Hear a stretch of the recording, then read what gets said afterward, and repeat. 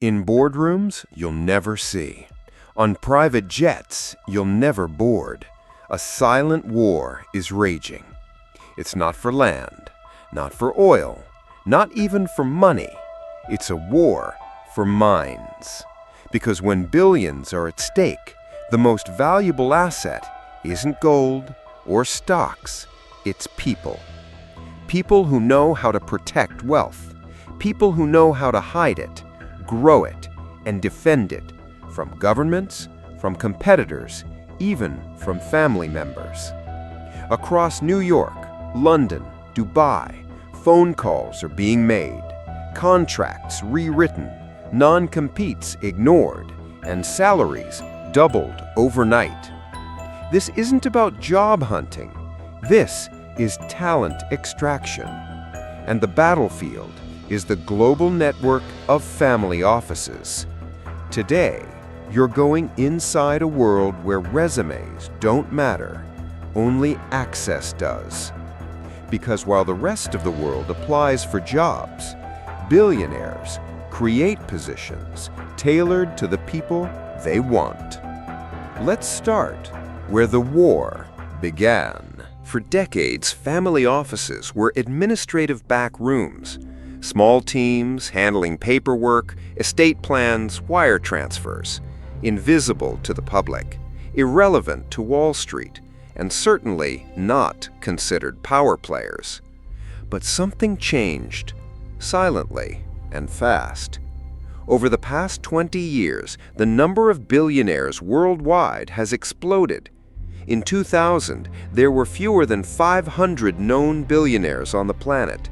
Today, there are over 2,600. And they're not just old money families anymore. They're first-generation entrepreneurs, tech founders, private equity moguls, crypto millionaires who turned billions almost overnight. Suddenly, thousands of individuals woke up with more capital than some nations, and with that came a new problem. How do you manage, protect, and multiply that much wealth? Private banks weren't enough. Wealth management firms? Too public, too limited. Even traditional asset managers couldn't offer the level of control, discretion, and customization these new billionaires demanded. The solution was simple on paper, but complex in execution. Build your own empire from scratch. A private institution answering to one client with one mission: serve, protect, and grow their fortune. But here's the twist. You can't build an empire without people. And not just any people. We're talking about individuals trained at the highest levels. CFOs who managed billion-dollar budgets. Lawyers who know every loophole in international tax law. Bankers who can engineer deals across continents. Risk officers who've seen financial meltdowns up close. The demand for this kind of talent skyrocketed, but the supply didn't. Because while the number of billionaires tripled, the pool of people qualified to manage that level of complexity stayed painfully small. And so, a silent arms race began. Family offices started hunting talent with the aggression of Wall Street headhunters, but with one key difference. They weren't just filling positions, they were building inner circles. Circles of trust, teams capable of moving hundreds of millions with a single phone call. And the incentives reflected the stakes. 7-figure base salaries, 8-figure bonus packages, equity stakes in private deals, and in some cases, full relocation support for families, schools, even visas, just to secure one person.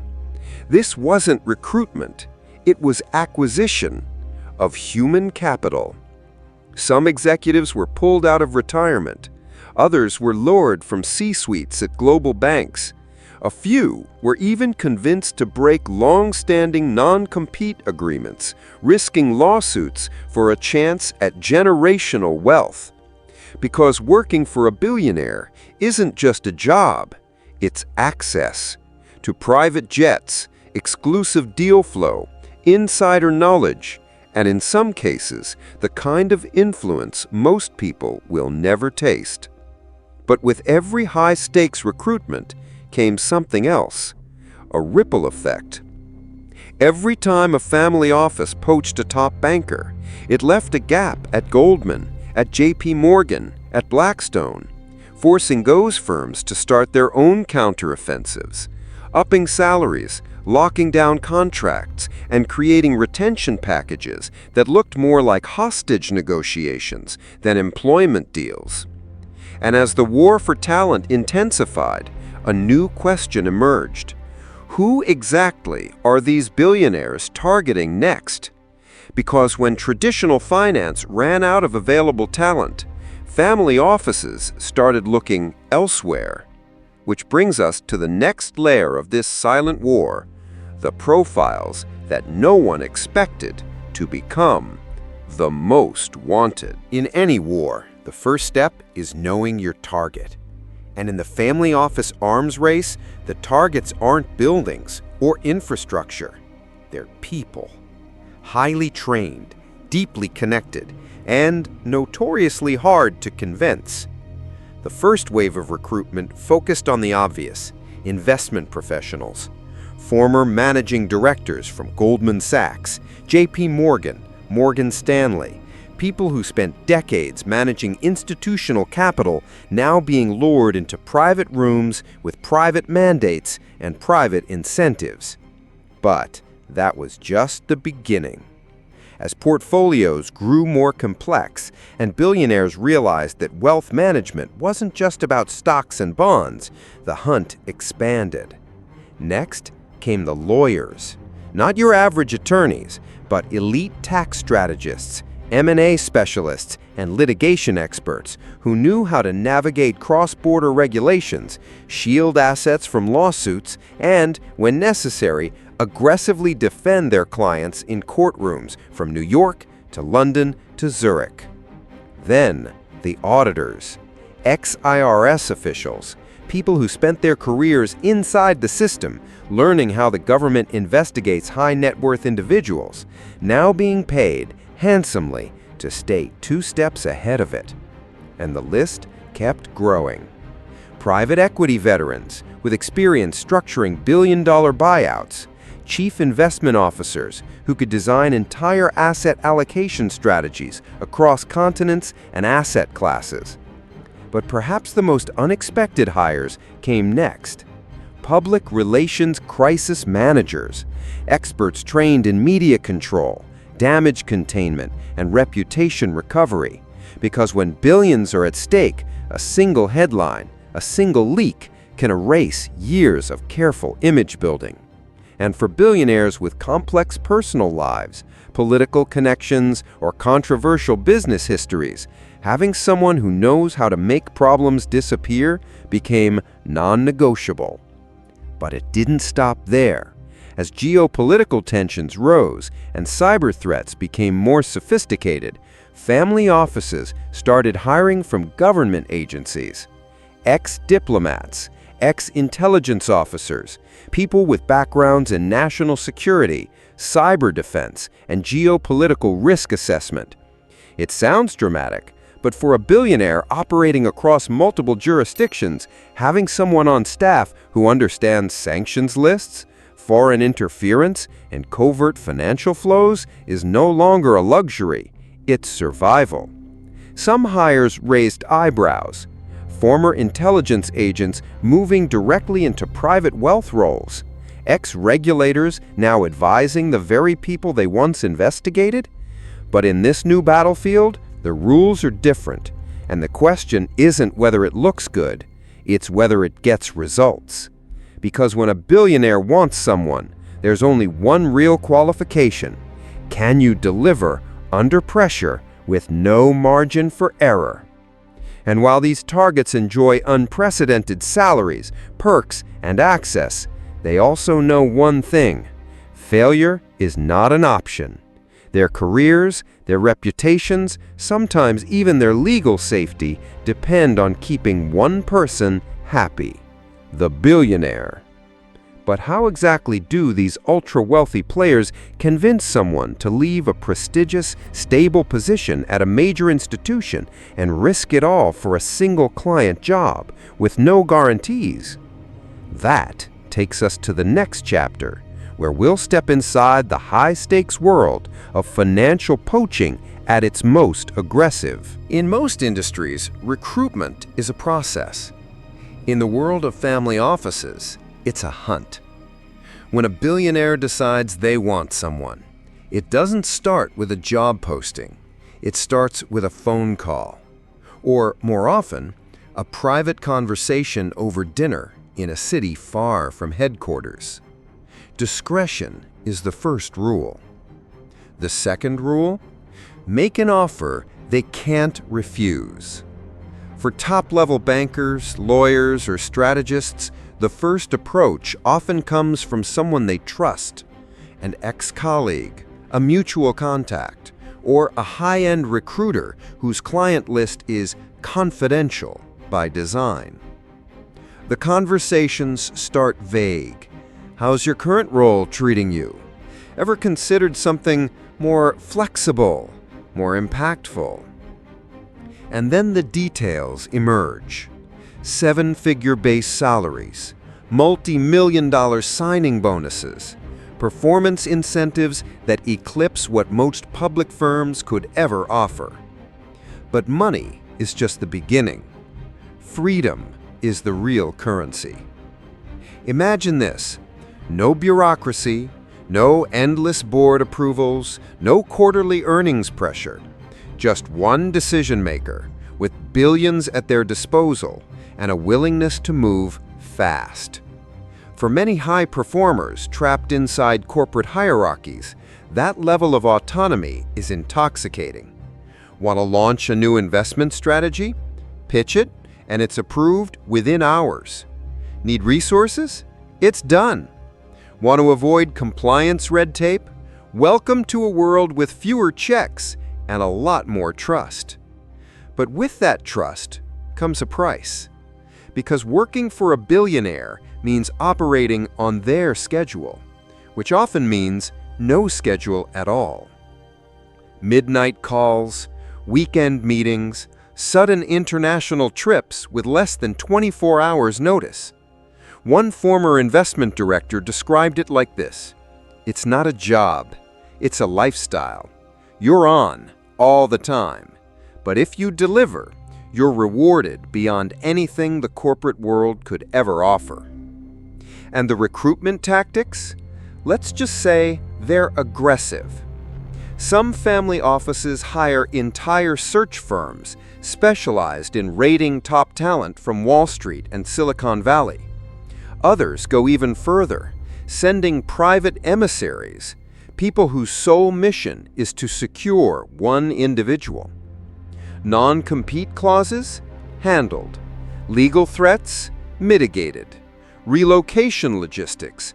Covered down to the last detail, including schools for children and employment for spouses. And for the most coveted profiles, retention bonuses come into play.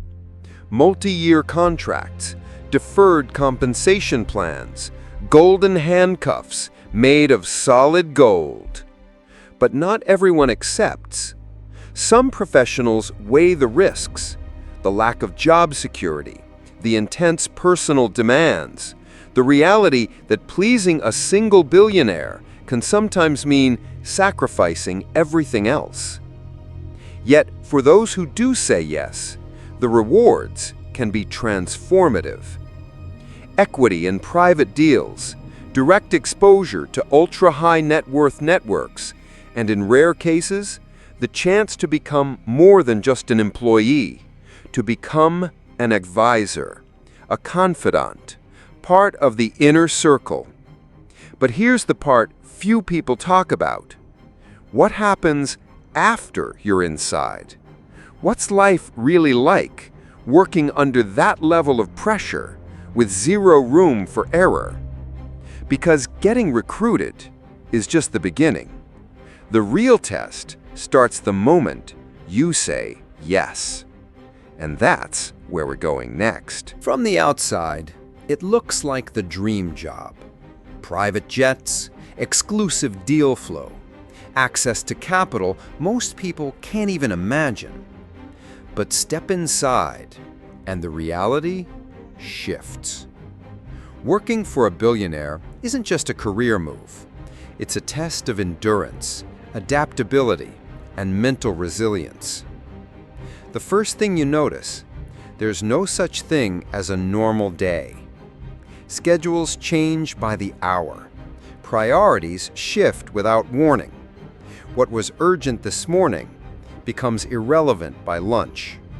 And what seemed insignificant at breakfast suddenly becomes a full-blown crisis by dinner. Meetings happen anywhere, on planes, in hotel lobbies, over encrypted calls at midnight. And when the call comes, you answer, every time. Because here's the unspoken rule. If you miss the call, you might not get another. Decision-making happens at speed and with minimal room for debate. You're expected to anticipate needs before they're voiced, identify risks before they materialize, and deliver solutions before the problem escalates. Failure is visible and often immediate. One misstep, one delay, one poorly calculated risk, and you could find yourself out. There's a saying whispered among people in this world: deliver or disappear. And it's not just about performance. It's about trust, discretion, loyalty. Leaks are unforgivable. Mistakes costly. Excuses irrelevant. The pressure isn't always loud. It's quiet, persistent, a constant awareness that at any given moment, you're managing decisions that could move tens or hundreds of millions. For investment directors, that might mean executing trades across multiple time zones with minutes to spare. For legal counsel, it's crafting defenses before litigation even surfaces. For PR managers, it's putting out fires before they catch public attention. And for every role, there's the shadow of being replaced by someone faster, smarter, or simply more willing to say yes. But there's a flip side. For those who thrive under pressure, who can operate without clear guidelines, who see chaos as opportunity, the rewards are staggering. Rapid promotions, direct influence on strategy, and access to a level of decision-making most executives never experience, even after decades in corporate life. Some become trusted advisors, voices in the room when legacy-shaping decisions are made. Others quietly build personal fortunes through performance-based bonuses, equity participation, or co-investment opportunities presented behind closed doors. But make no mistake, the job owns you.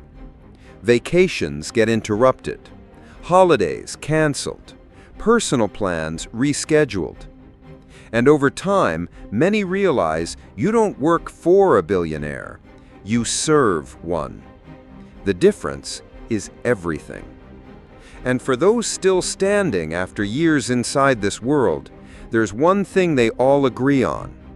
Once you've operated at this level, it's almost impossible to go back. But this relentless lifestyle, this high-stakes pressure, doesn't happen in a vacuum.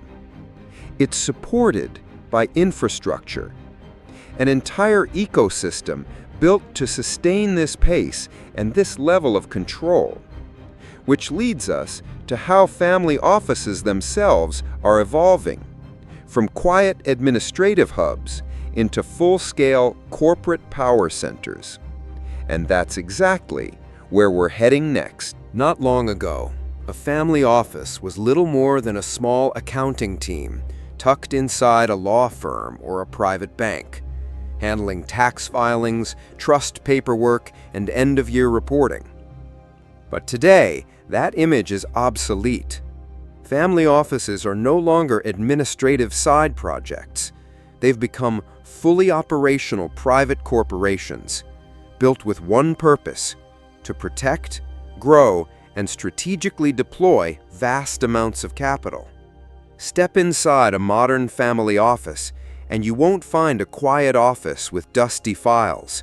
You'll find a chief financial officer, a chief investment officer, general counsel, risk officers, sometimes even a chief technology officer, overseeing cybersecurity, data privacy, and digital asset protection.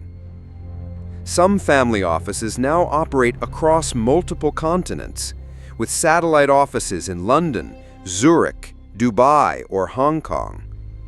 And they're not just managing investments, they're overseeing private equity deals, direct venture capital investments, philanthropic foundations, even political lobbying efforts.